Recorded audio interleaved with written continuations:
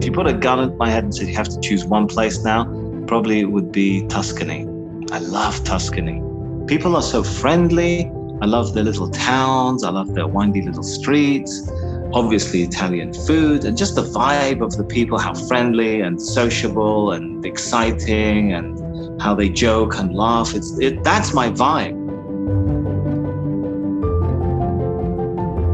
Welcome to a new episode of Most Memorable Journeys.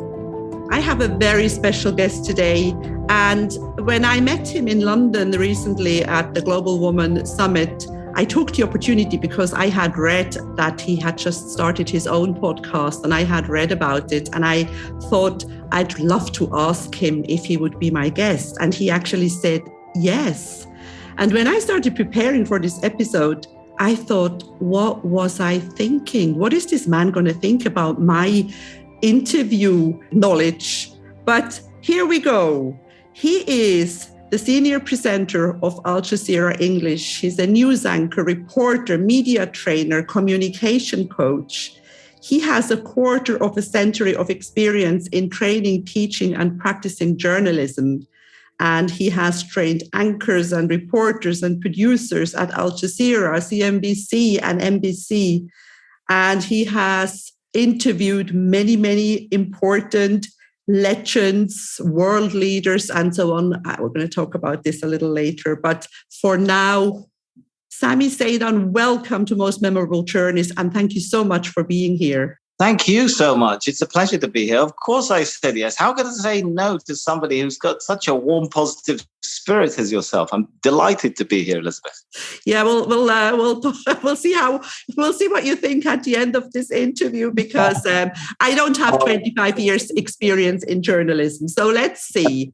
Question that I ask most of my people, because this is a travel podcast. We talk about journeys, life journeys, and most memorable journeys. How old were you when you were on a plane for the first time? Well, I don't know, because I grew up flying. So my earliest childhood memories go back to memories of being in a plane. In fact, my mother has a joke that she says, you were almost born on a plane. Oh, wow. So traveling. I still got the travel bug. I love to travel today. I love going to different countries, meeting people, learning their languages and cultures. So yeah, I feel like a plane is kind of like a spa for me. You know how people go to the spa to relax? That's honestly how I feel when I get on a plane. And I know that sounds maybe crazy to some people. Not at all. Doesn't sound crazy to me at all. Go on. Yeah, well, you and I maybe have the travel bug, but often I speak to people and they say, don't you get tired from so much traveling? I say, no, quite the contrary. I find it energizing, exciting. It's a big world out there. Why would I want to stay locked down in one place? That is so true. And, in the introductory episode in this podcast, I say that my favorite smell is airplane kerosene. I think that sums it all up. I guess we both agree on that. And yes.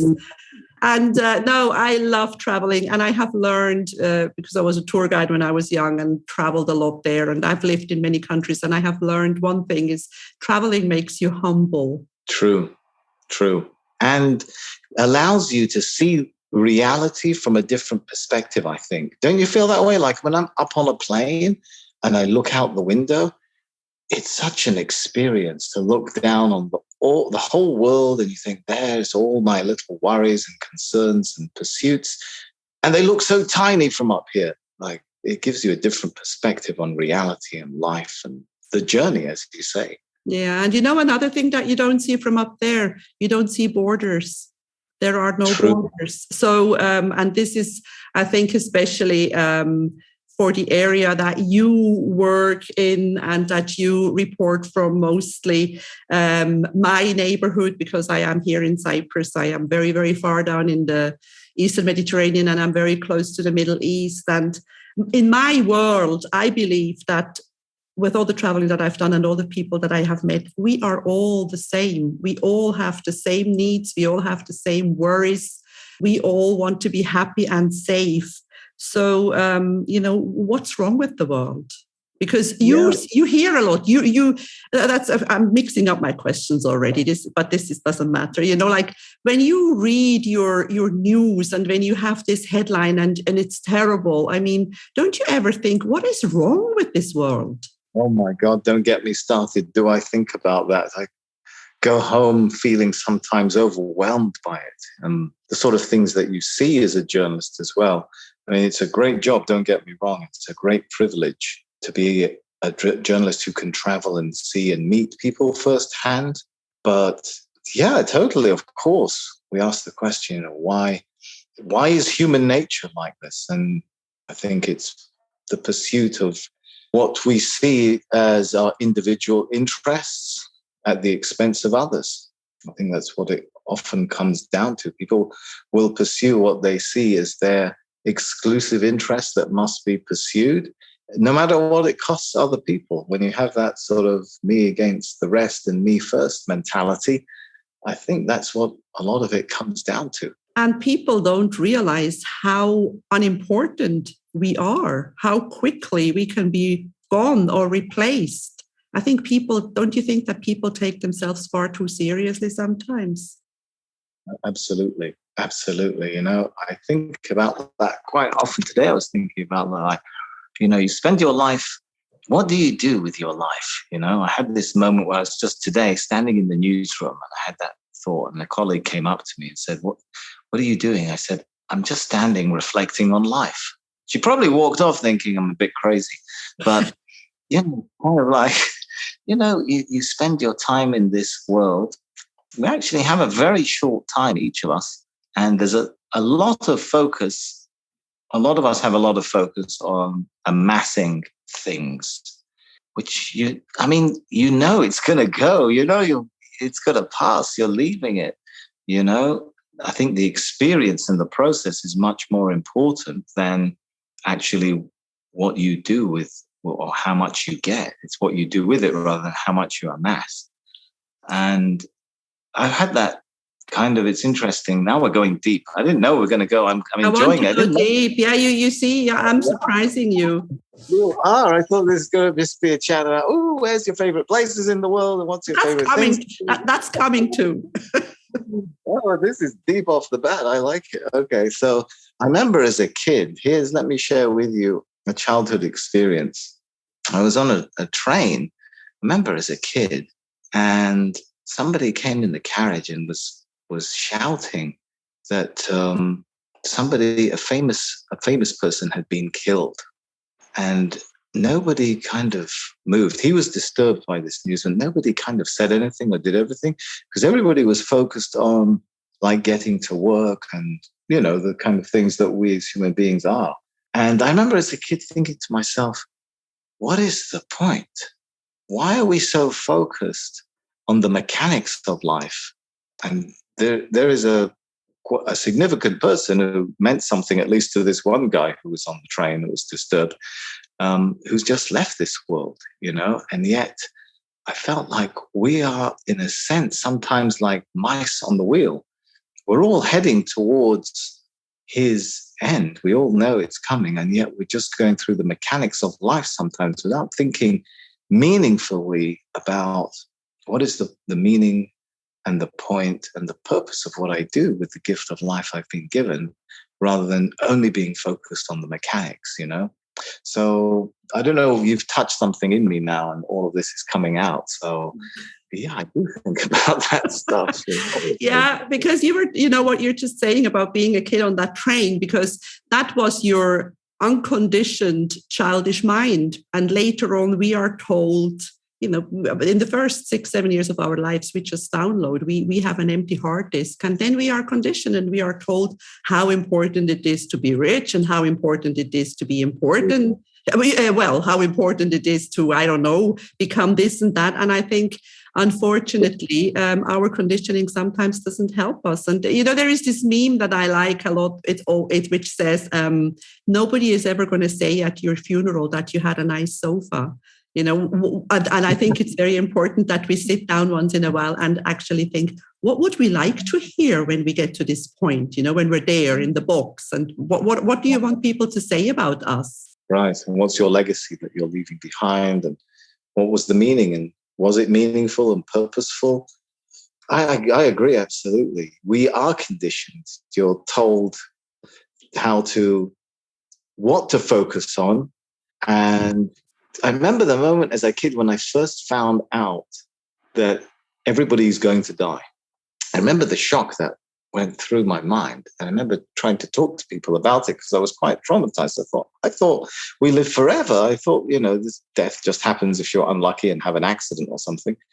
And you're right. We are conditioned. You're told things like, okay, don't worry. Don't focus on that. Just think about what you do in life.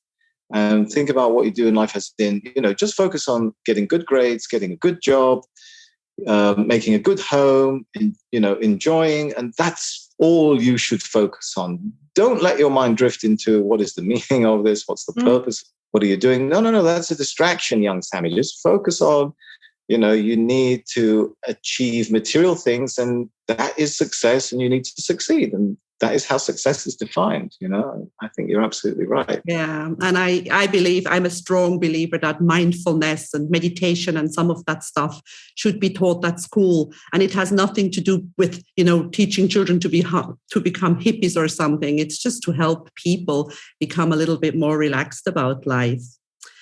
But I now want to go back to you, because now we've gone deep. But how did you choose journalism? What made you become a journalist? Well, actually, when I think of it, journalism was something that I had got into when I was a teenager, but I hadn't thought of it as a career or a job. It was a passion, and it became like a hobby and a passion. What drove me to it was I was disturbed by some of the stuff that I was reading in local papers and how stories were sometimes covered, particularly as it related to, the non-mainstream people and cultures. And maybe because of my background being quite ethnically mixed myself, and also that I had lived in so many countries, I had a different perspective than what I would sometimes read in the mainstream media and papers, and how cultures and peoples and religions were sometimes kind of characterized. So I started phoning local newspapers and asking them if I could contribute to stories or if I could write something for them. And that was really my beginning with journalism. It wasn't really out of it wasn't because I wanted to be a journalist as a career or a job. It was more that I felt a calling and a passion and a connection with communication and how we present each other. And like you said, when you said that you look when you travel and you think how we're all the same, that was my perspective. And I didn't often find that reflected always in the media. There was a lot of us versus them and this kind of narrative, and sometimes stereotyping. So that was how I got into journalism, and it kind of just mushroomed from there. So yeah, but that was my beginning. It's really like a passion more than like a career decision. Well, it was definitely a very good decision, because you turned into a fantastic journalist and so much more. And you are a child of a mixed marriage, and I am in a mixed marriage. I have two children who are half Swiss and half Cypriot. And we sometimes discuss this, what are you? They were born here, but now they both live in Switzerland. And is it good or is it bad to be coming from different ethnicities? How do you feel about that? Well, first of all, I feel it's normal, because everybody feels their situation is normal. So it's difficult for me to look at it from the outside. You know what I mean? As a person who maybe is born in a more homogenous environment would look at me, I don't look with those eyes.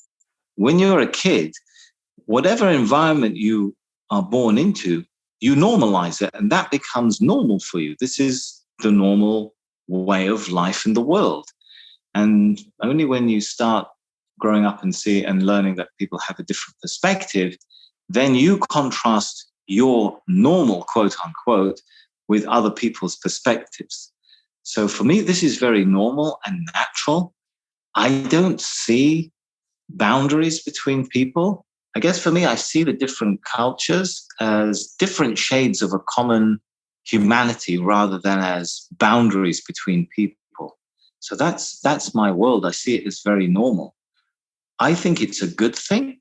I think it's a very positive thing because in almost all countries I've been to, I don't feel afraid. I don't feel like I don't know these people. I don't feel distrustful towards people. I think maybe my default position is a positive one of trust and understanding, because I feel like I know at least something about almost everyone's cultures or something about their language or something about their religion or something about their flaw or something. So, because I was brought up in a, sort of diverse environment.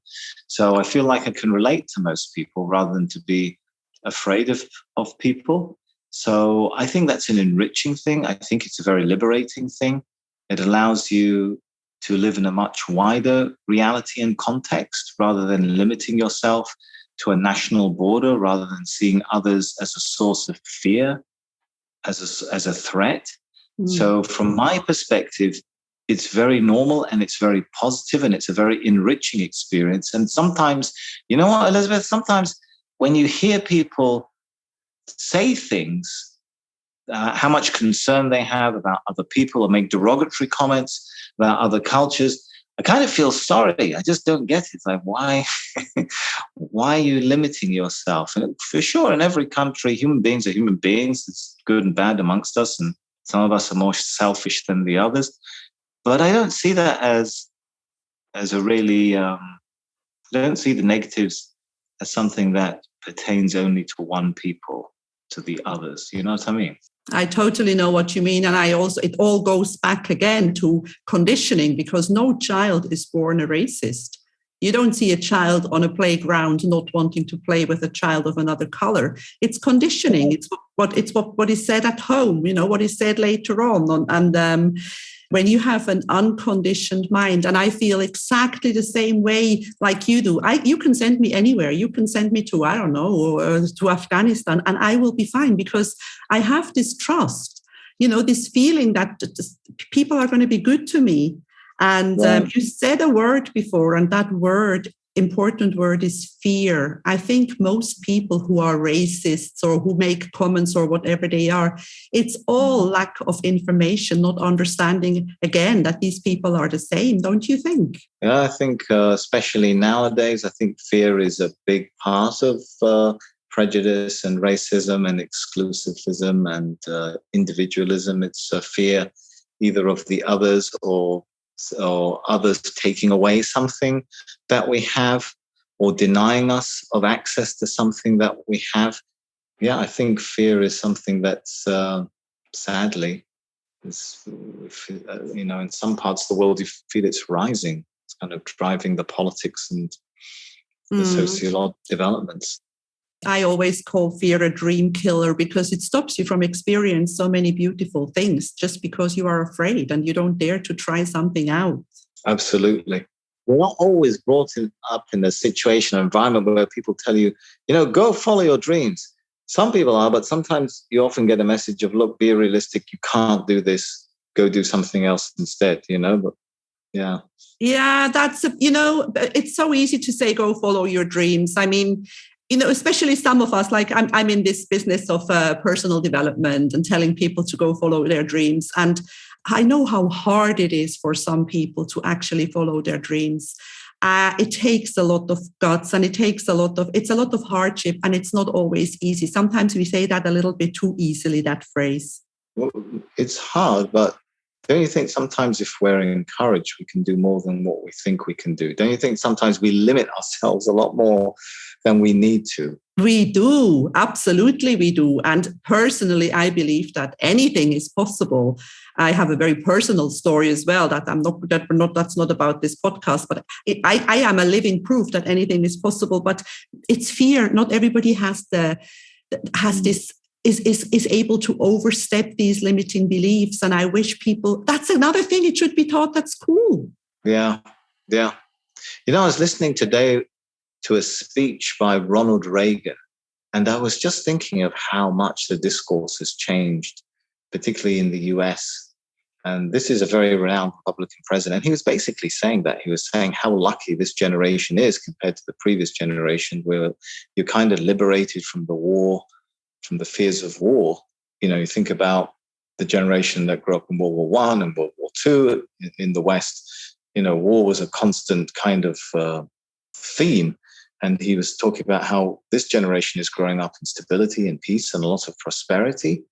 So make sure, he said, what the best advice somebody had given him when he was a young man and didn't know what he wanted to do was basically go follow your dream and pursue it. And no matter how many doors are closed in your face, keep knocking, because one will eventually open. So I think you're right that it is a hard process, and maybe we over glamorize how easy it will be to follow your dreams. It is a hard process. There will be many doors which are closed, but maybe Ronald Reagan is right. Eventually, if you keep knocking. Oh, he's right.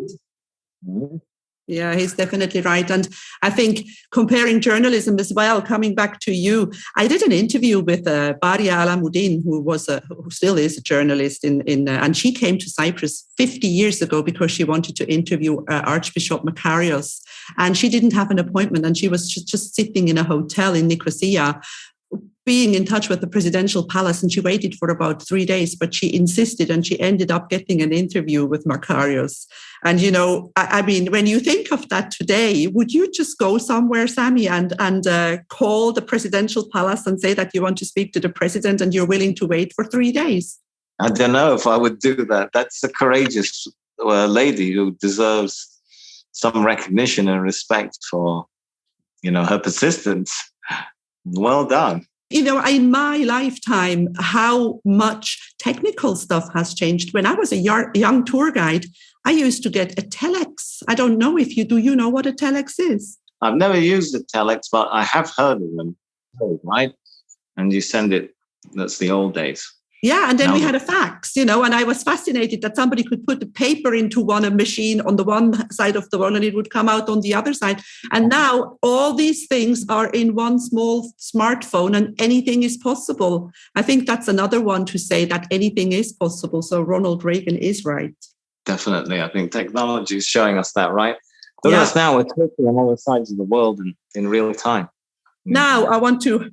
Still, it is a travel podcast. I want to ask you, what is your favorite area in the Middle East? That's a hard one. In the Middle East, got to say, probably I have a soft spot for Jerusalem. Okay. I love the old city of Jerusalem.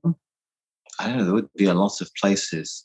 Lebanon used to be, before all the instability, the downtown area of Beirut was beautiful. Yes.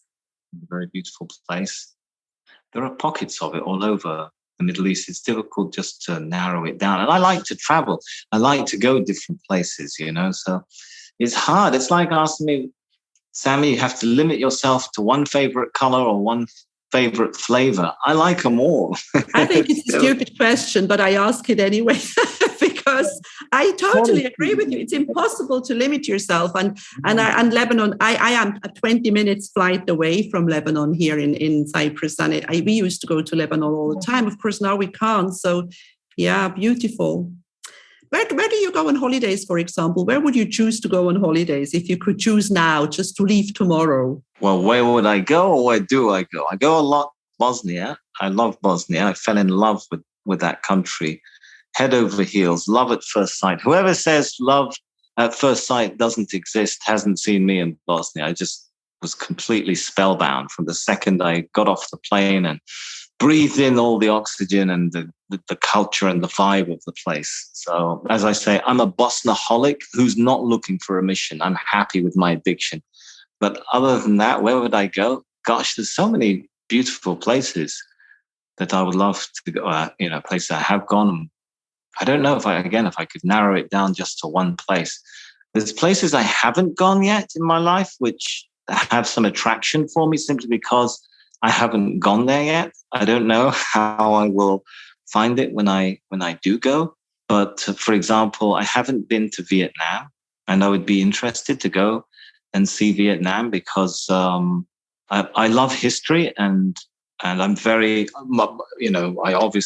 follow politics a lot, and that's a very important country in terms of modern history and politics, Yes. So I'm kind of intrigued.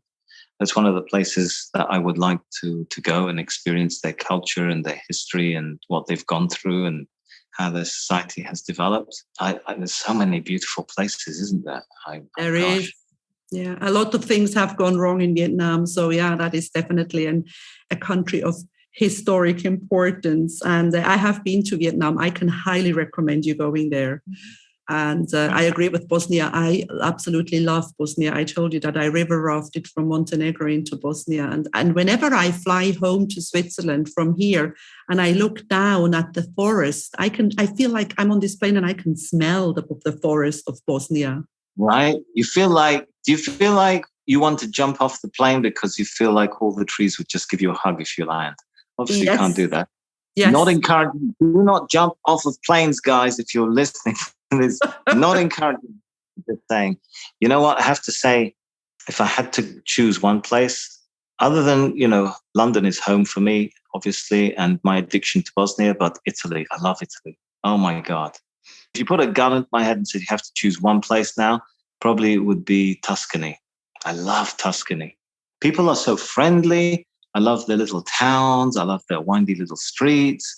Obviously, Italian food and just the vibe of the people, how friendly and sociable and exciting and how they joke and laugh. That's my vibe, So Italy would be up there. Spain as well. I don't know. Once you start thinking, there is so much coming up. You say, choose one place, I'll give you 3 at least. Yeah. And why limit it? And I totally agree with you with Italy as well. And I always say that Italian men are the only men who still flirt with women my age. So I love Italy too.